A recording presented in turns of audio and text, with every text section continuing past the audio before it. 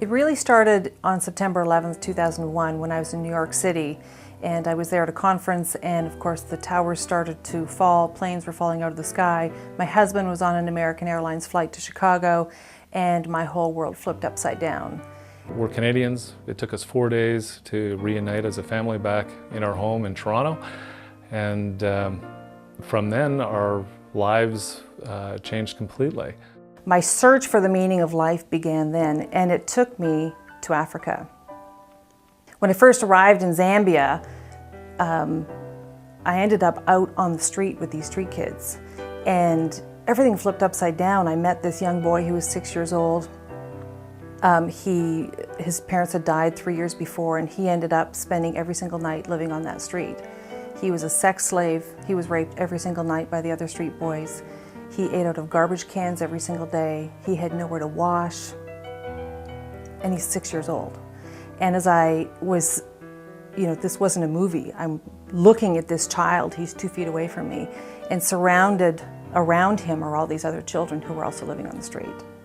Janine came back and said, her heart's in Africa, and this is a place that I'd never been, I'd never seen. We were one of the largest marketing agencies in Canada, and we had blue chip clients like Disney, Coke, Kellogg's, Gillette, Duracell, and it was great. We were a great creative agency, and we were having fun and had the nice house and nice cars and a great life, and then everything flipped upside down. We had the perfect life.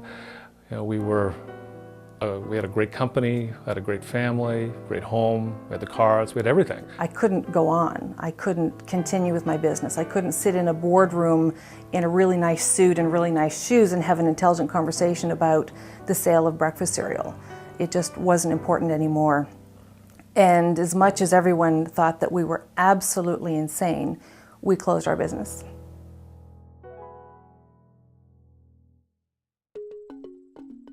About a year later, both my husband and I co-founded Heart for Africa. We would recruit many people from North America to travel with us to Swaziland and to Kenya to help in the work that we were doing there. We worked with children's homes and we worked with communities. Our goal over the last few years has been to come alongside orphanages or children's homes and help them to become self-sustainable. Our focus is hope, hunger, orphans, poverty, and education. And of course, with a marketing background, you have to have an acronym that works. If you look at Swaziland from a hope standpoint, because it has the highest HIV infection rate in the world, the hope for the country is slim. Over 46% of the population is HIV infected.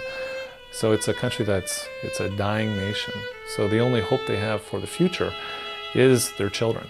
Wow, we're so thankful that we have these 3 homes and we have these children who are safe. But what about the future of this nation?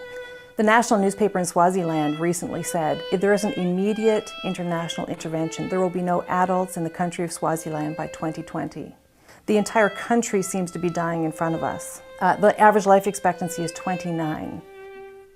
And probably half the total population are orphans and vulnerable children. And that's not okay. We realized that the homes would always need some support because they were focused on raising children. So at that point, we decided to start a different project called Project Canaan. Project Canaan really, I just see it as the hope of a nation. It's the hope for the future of a nation. It's 2,500 acres of land. It's unbelievably beautiful. We have water that, we didn't have dams before, and all of a sudden we have 40 million gallons of water in the first rainy season. We just took over the land. We bought it in June of 2009, thanks to MedAssets. And the future of this land not only will have large-scale agriculture and food for export, and most importantly, we will have love for these kids to know that somebody halfway around the world really does care about them. Moving forward beyond that, we'll be able to duplicate this model in other countries. In a nation where there are no adults, in a nation of children, what better purpose could we have than to go over and bring hope to a child? It's a model that uses Africans that will be helping Africans. I see it as a place of hope, a beacon. You know, when I left Onyx, I started thinking, wow, how do we save one child? That one child off the street, that one child was so important to me, because that child could be my child. That child could be your child. The whole nation is dying in front of us.